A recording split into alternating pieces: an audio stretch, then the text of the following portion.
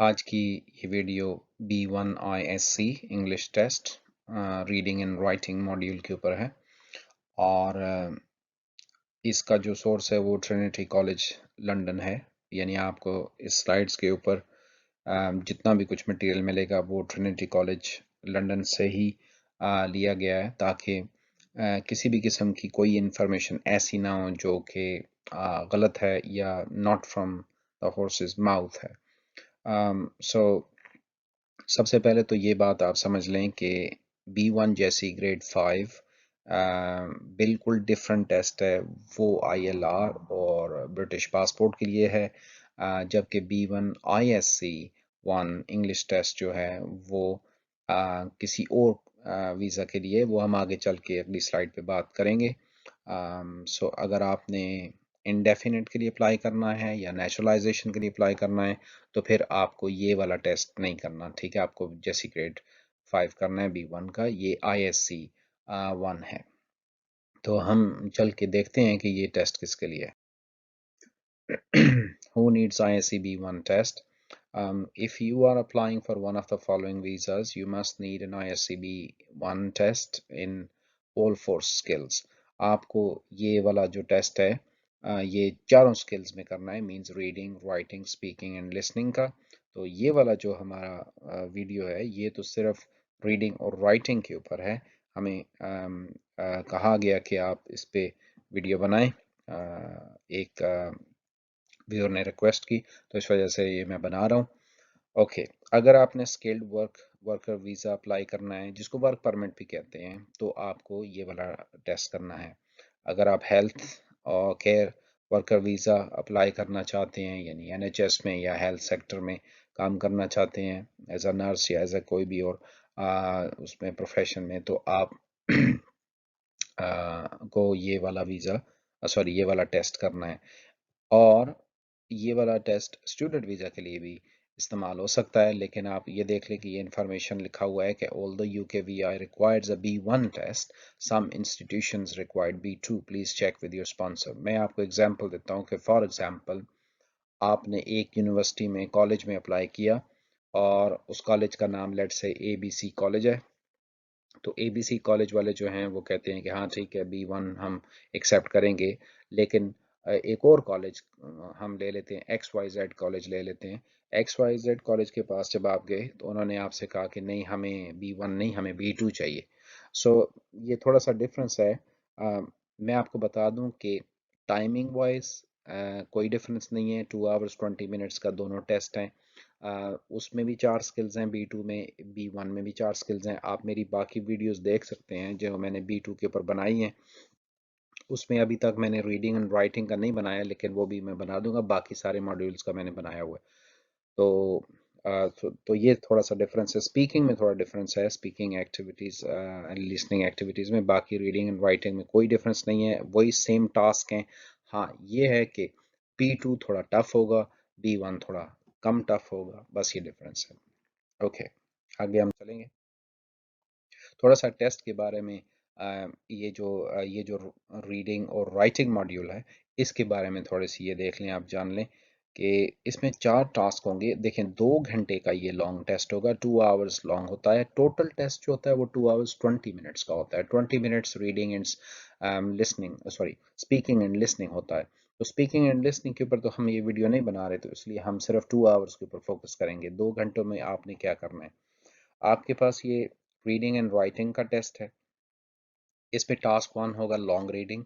ये सारी इंफॉर्मेशन आगे चल के हम एक्सप्लेन करेंगे पूरी तरह से। हम इसके ऊपर सैम्पल पेपर भी देखेंगे, और उस पेपर को मैं पेज बाय पेज जाऊंगा और आपको एक्सप्लेन करूंगा कि वो कैसे अटेम्प्ट करना है, होता क्या है, ताकि आपको उसका सही पता चल जाए।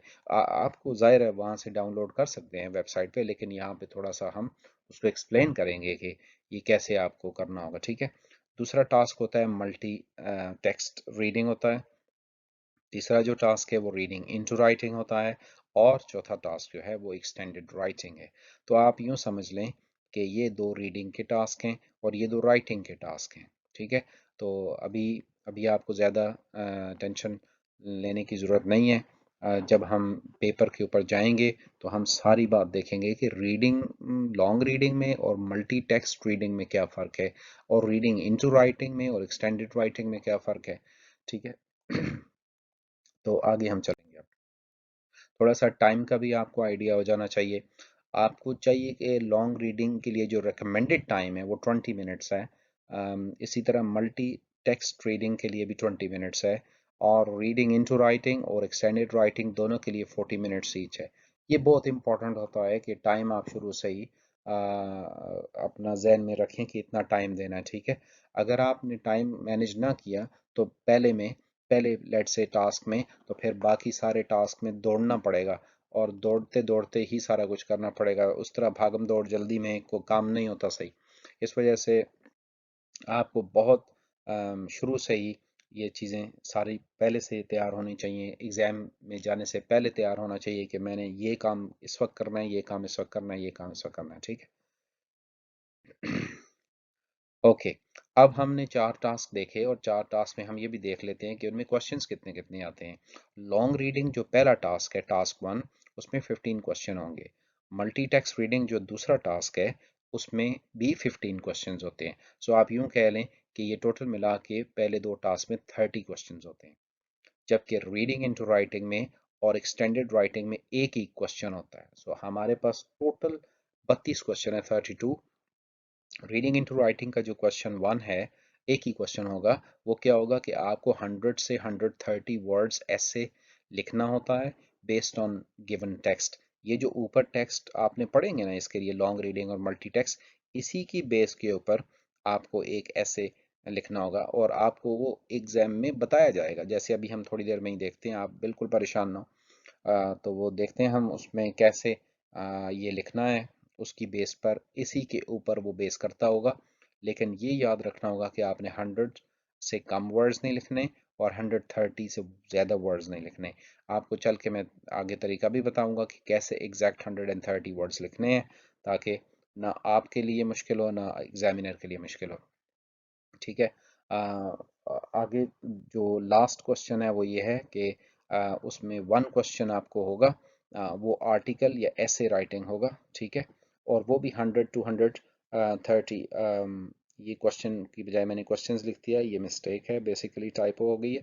1 क्वेश्चन होना चाहिए, not questions. So 100 to 130 words का आर्टिकल ऐसे ऑन अ गिवन टॉपिक होगा। कोई भी गिवन टॉपिक होगा, अभी हम जब देखेंगे तो मैं आपको एक्सप्लेन भी कर दूंगा। ओके। आई होप कि ये सारा लेआउट है जो कि अभी तक हमने रीडिंग एंड राइटिंग का देखा है, ये बहुत इंपॉर्टेंट है। लेकिन इससे ज़्यादा इंपॉर्टेंट है कि क्वेश्चंस करने कैसे हैं। ओके। अब ये देख लें, सैम्पल टेस्ट पेपर है, पेज बाय पेज गाइड है। ये मैंने जो सैम्पल पेपर 1 है, ये उसको मैंने उसका पिक्चर बनाया हुआ है, और ये आपको दिखा रहा हूँ ताकि मैं साथ साथ आपको बताता भी चलूँ। ओके। अब आपको एक चीज़ ये समझनी चाहिए कि टाइम बचाना जो है वो अ, दुनिया का सबसे इम्पोर्टेंट काम है, और ख़ासकर टेस्ट में तो सबसे ही इम्पोर्टेंट काम है।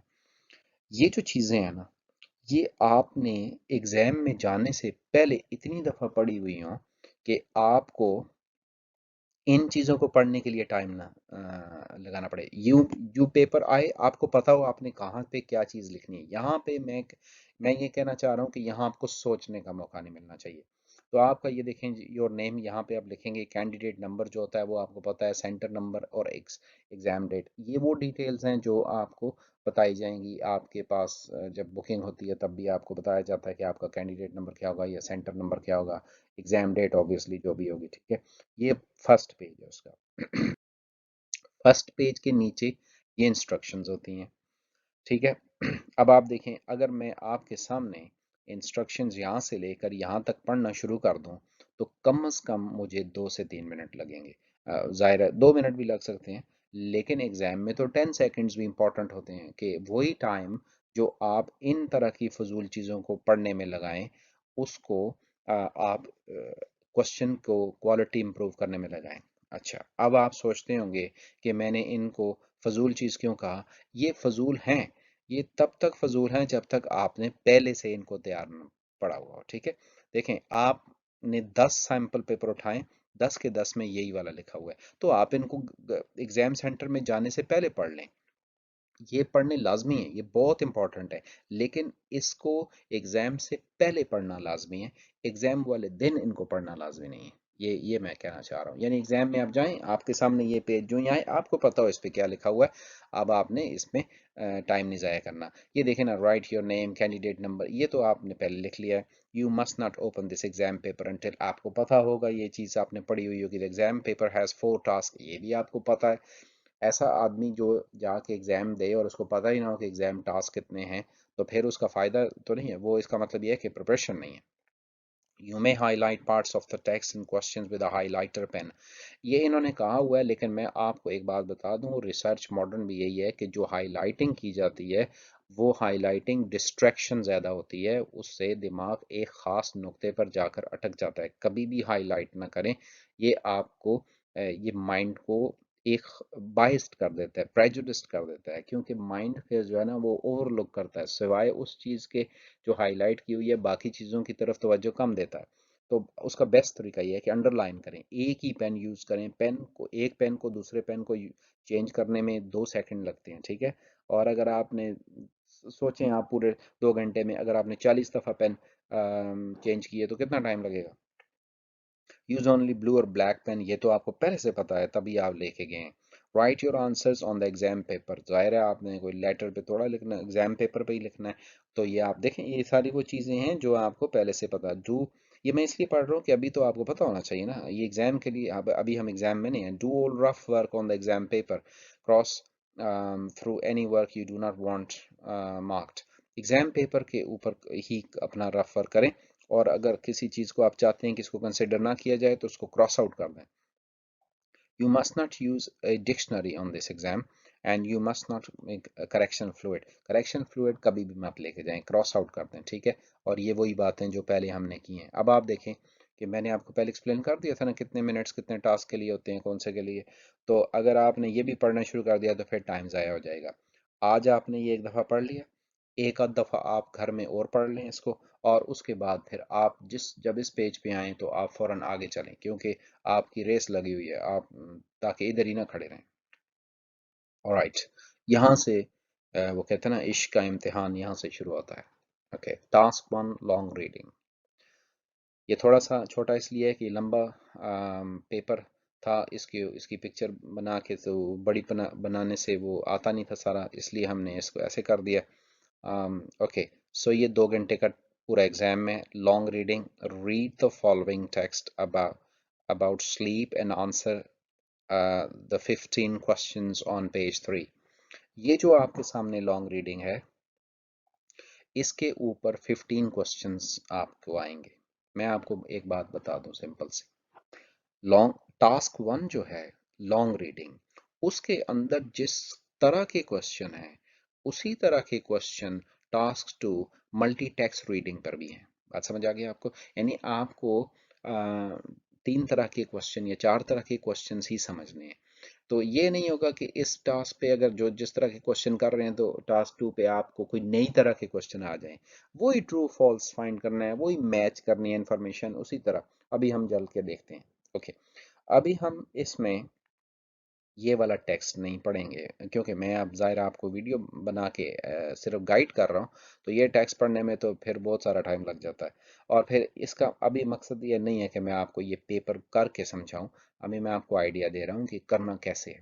ओके, एक चीज़ याद रखें हमेशा से, रीडिंग कम्प्रिहेंशन, ये रीडिंग कम्प्रिहेंशन टाइप का है कि जब आप एक चीज़ पढ़ते हैं, पढ़ के फिर उसके आंसर करते हैं, ठीक है। तो इस तरह की चीज़ में हमेशा क्वेश्चंस को पहले पढ़ें।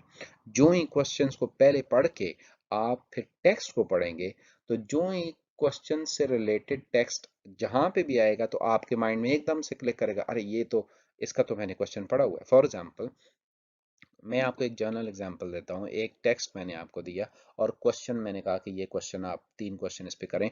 पहला क्वेश्चन लिखा हुआ था कि वो कौन सा सिंगर था जो छत से गिर के मरा। ओके, ऐसे ही एक मैंने फनी क्वेश्चन अभी आपके लिए बना लिया।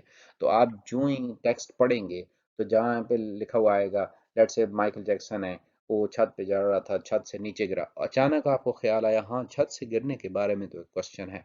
इस तरह आपको क्वेश्चंस का आंसर लोकेट करने में बहुत आसानी होती है जब आप पहले क्वेश्चन पढ़ते हैं। ऑलराइट, तो ये सारा आपने पढ़ा। फिर उसके बाद ये तरह के आपको क्वेश्चन आएंगे। ये देखें क्वेश्चन 1 to 15 है, इस पेज पे होंगे। अब आपने ये देखना है कि the text on page 2 has 5 paragraphs 1 through 5। Choose the best title for each paragraph from A through F below and write the letter A through F on the lines below. There is uh, one title you don't need. Okay, तो ये 5 हैं, तो ये 6 हैं। ठीक है, तो इस ये बस थोड़ी सी कन्फ्यूजन आपके लिए हो गई है। इसी तरह आगे चलते चलते ये टफ होता जाएगा। ओके, अब आपने पैराग्राफ 1 का टॉपिक क्या बनता है। फॉर एग्जांपल एक एग्जांपल ले, the reason we dream. Let's say आप समझते हैं कि ये पैराग्राफ 1 का टाइटल होना चाहिए, तो इसका जो लेटर ए है वो इधर ए लिखते हैं, ये इसके पैराग्राफ 1 के ऊपर। यानी आप कहना चाह रहे हैं कि पैराग्राफ 1 का टाइटल ए होना चाहिए, पैराग्राफ 2 का टाइटल लेट से डी होना चाहिए, पैराग्राफ, तो ये इस तरह आपने डिसाइड करना है।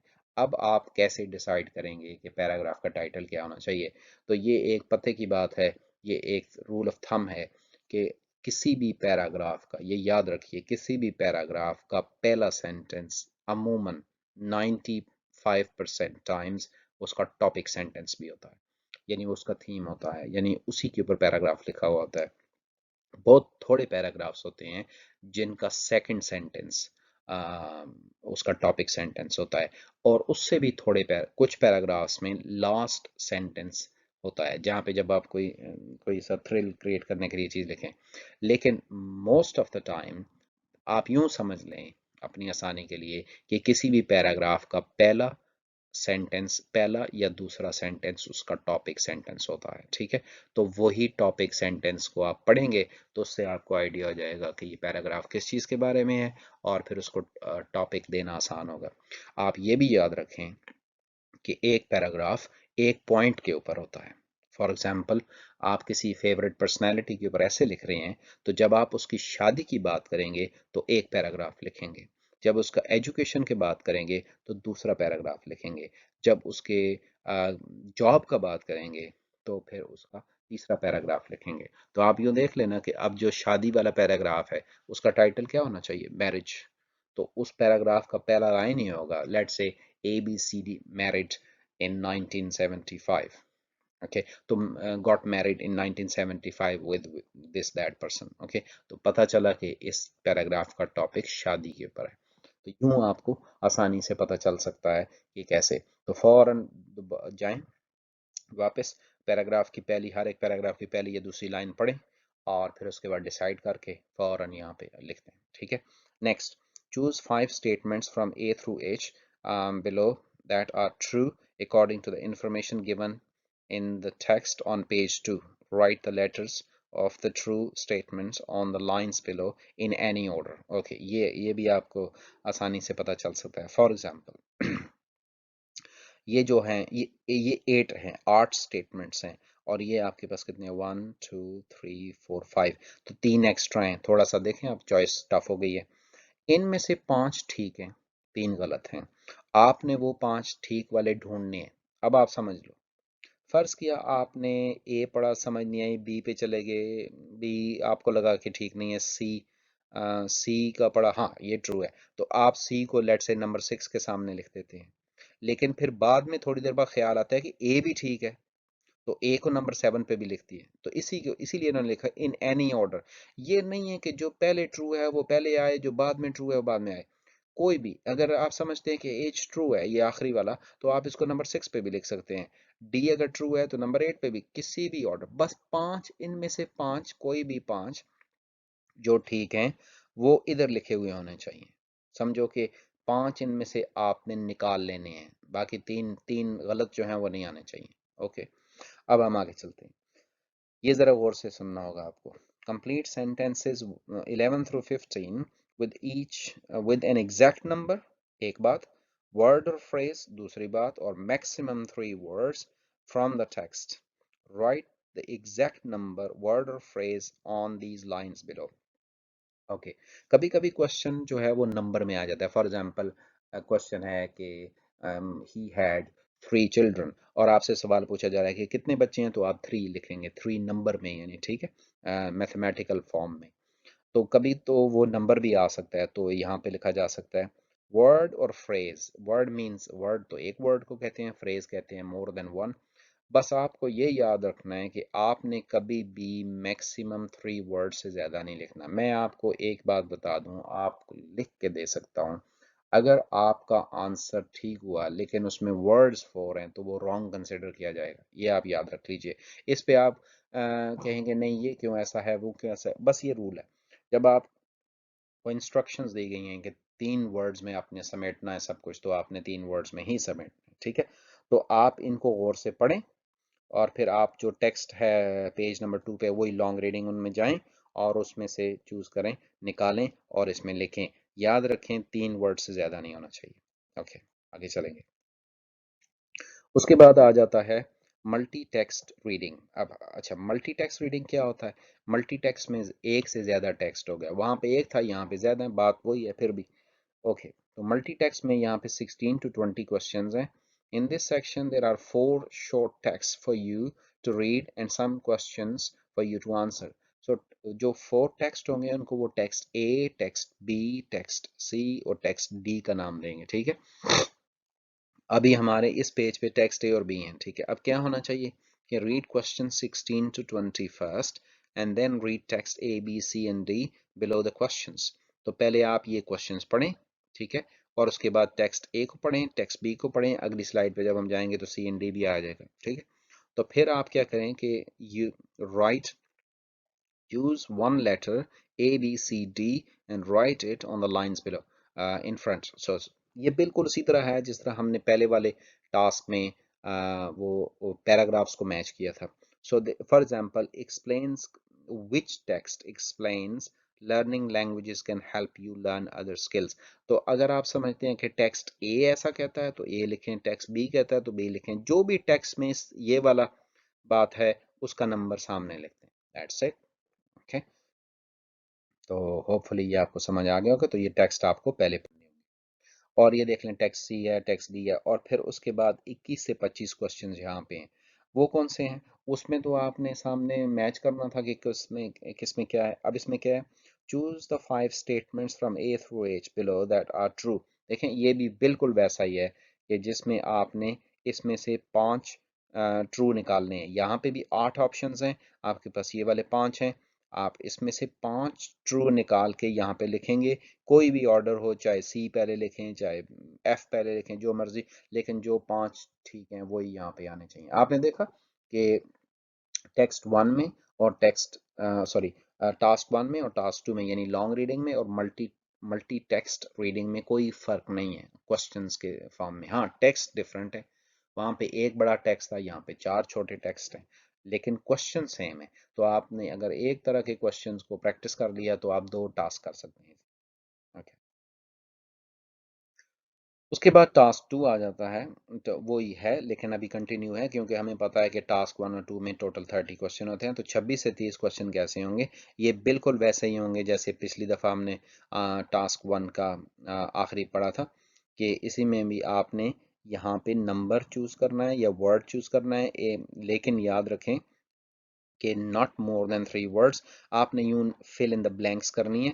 सो फॉर एग्जांपल ये पढ़ना है कि the language is required in order to study for a, और 26 नंबर पर क्या, स्टडी फॉर अ व्हाट, ठीक है, स्टडी फॉर जो भी होगा आप टेक्स्ट में से देख के यहाँ लिखेंगे। अगर एक नंबर है तो वहाँ लिख देंगे, नहीं तो 3 वर्ड्स यहाँ पे लिख देंगे, not more than that. Okay, तो इस तरह ये फिल कर लेंगे जैसे कि आपने पिछले उसमें सीखा। ओके, अब आते हैं रीडिंग इनटू राइटिंग।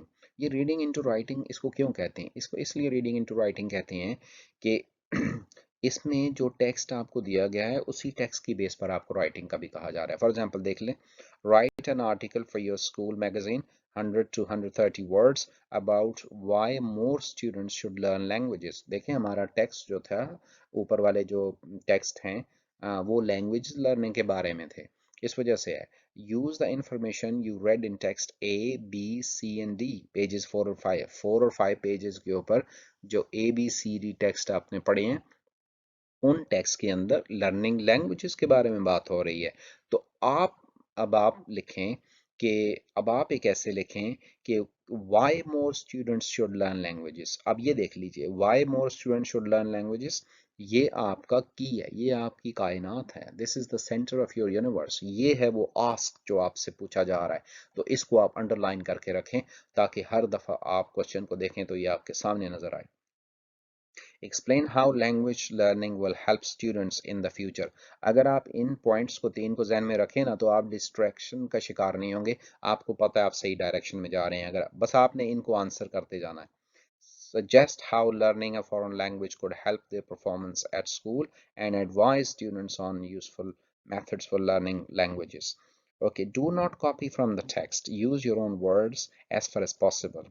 ओके, पता क्या इसमें क्या है कि ये बेसिकली आपने ये वाले टेक्स्ट पढ़ के ना उसमें से ये इन्फॉर्मेशन निकालनी है, वो देखना चाह रहे हैं कि क्या आप इन्फॉर्मेशन स्कैन करके निकाल सकते हैं कि नहीं। इसको यूं समझ लें कि ये जो आपने पहले पढ़ा है उसी को आपने अपने अल्फाज में बताना है, यानी उसकी समरी कह लें आप, उसको अपने अल्फाज में बताना है, कुछ ज़्यादा लंबी चौड़ी दूर से और बातें नहीं लानी।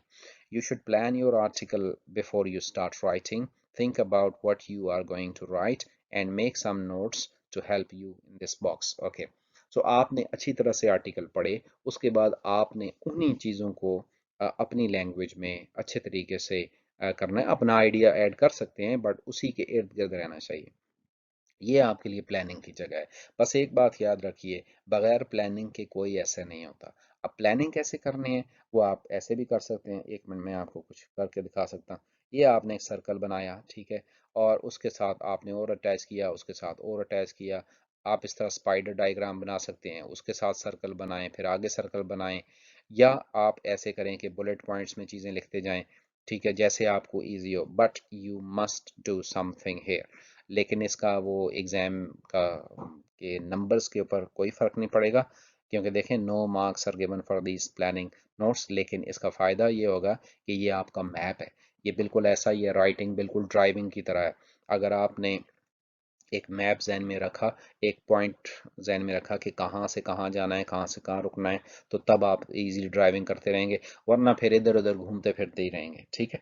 तो ये आपको याद रखना है। अब 100 to 130 वर्ड्स कैसे लिखने हैं, इसका तरीकाकार ये होता है कि आप हर आदमी अपनी लाइफ में एक ख़ास नंबर ऑफ वर्ड्स ही लिखता है एवरेज में। मैं अपने नोटबुक A4 साइज़ के जो नोटबुक होती है उसमें मैं 8 to 9 वर्ड्स, ये मेरी एवरेज है। हर एक की अपनी एवरेज है। आप 2-3 लाइंस लिखें, उसको देखें कि उसमें आपको पता होना चाहिए पहले से, जैसे मुझे पता है कि मैं 8 to 9 वर्ड्स लिखता हूँ। अगर आप लेट से 10 वर्ड्स एक लाइन में लिखते हैं तो आपको पता है कि 100 वर्ड्स या 130 वर्ड्स कितनी लाइंस का होना चाहिए, ठीक है। तो ऐसे आपको एग्जैक्ट वर्ड्स लिखेंगे। बहुत ज़्यादा लिखेंगे तो मार्क्स नहीं मिलेंगे, बहुत कम भी लिखेंगे तो भी नहीं मार्क्स मिलेंगे। क्यों? आपने इंस्ट्रक्शंस नहीं फॉलो की। इंस्ट्रक्शंस फॉलो करना बहुत ज़रूरी है। फॉर एग्जांपल देखिए, मुझे प्यास लगी हुई है और मैं आपसे कहूँ कि आप प्लीज़ मुझे पानी ला दें, और आप कहें नहीं टीचर बड़े अच्छे हैं, इतने वो काइंड हैं, दिस एंड दैट, तो पानी क्या, बाहर से जाके इनको अच्छा सा केक ला के देते हैं। आप केक ला के दें, मैं इस वक्त प्यास से मर रहा हूँ, तो मुझे केक का क्या, मुझे चाहे वो 50 पाउंड का केक हो, मुझे उससे कोई फायदा, मुझे इस वक्त पानी चाहिए, 1 पाउंड का या फ्री वाला, ठीक है। तो मेरी प्यास पानी बुझाएगा ना कि केक। तो ये होता है इंस्ट्रक्शंस की इंपॉर्टेंस, तो आपको ये याद रखना चाहिए। ओके, उसके बाद जो लास्ट टॉपिक है या लास्ट क्वेश्चन है वो है एक्सटेंडेड राइटिंग। ये है प्योर राइटिंग, यानी कि राइट एन ऐसे 130 वर्ड्स मैक्सिमम है for your teacher about a festival in a country you know. You should give examples of what happens at this festival and explain why this festival is important। आप ये याद रखिए कि ये जो ये लिखा हुआ है ना, यू शुड, ठहरे मैं इसको हाईलाइट करता हूँ। ये वाला जो यू शुड है, आप इसको शुड को क्रॉस करके आप अपने जहन में इसको मस्ट कर दें, ठीक है, क्योंकि ये आपको करना लाजमी है। जब उन्होंने ये दो चीजें आपने दी है ना, ये आपका मस्ट है, आप इसको जरूर करेंगे। लोग क्या करते हैं, लोगों ने ये आर्टिकल, ये वाला आर्टिकल देखा, बस वो फिर मोटरवे पे जिस तरह 170 की स्पीड पे चल पड़ते हैं, ये वाला भूल जाते हैं। इस वजह से वो कहते हैं इतना अच्छा भी लिखा, इतना ज्यादा भी लिखा, फायदा कुछ ना हुआ, क्योंकि ये वाले पॉइंट्स हिट नहीं किए। आप you must hit these points, आपको ये ज़रूर लिखना है, ये ज़रूर करना है। एग्जाम्पल्स कैसे, एग्जाम्पल्स हैं तो लिखें, नहीं है तो बनाएं, मेकअप करें, स्टोरीज बनाएं, उसको क्रिएट करें। तो यही तो सारा कुछ है।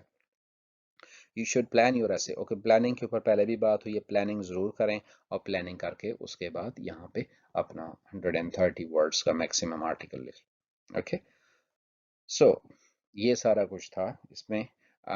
आई होप कि वीडियो थोड़ी सी आधे घंटे की है, लेकिन ऑब्वियसली हमने बहुत सारा ग्राउंड कवर किया है, ये इसमें बहुत सारी डिटेल्स हैं। लेकिन आपको अगर फिर भी कोई क्वेश्चन पूछना है तो कमेंट बॉक्स में मुझे ज़रूर पूछें। I will try my best कि मैं आपको आंसर करूं। Thanks for watching and I wish you all the best. Take care, bye.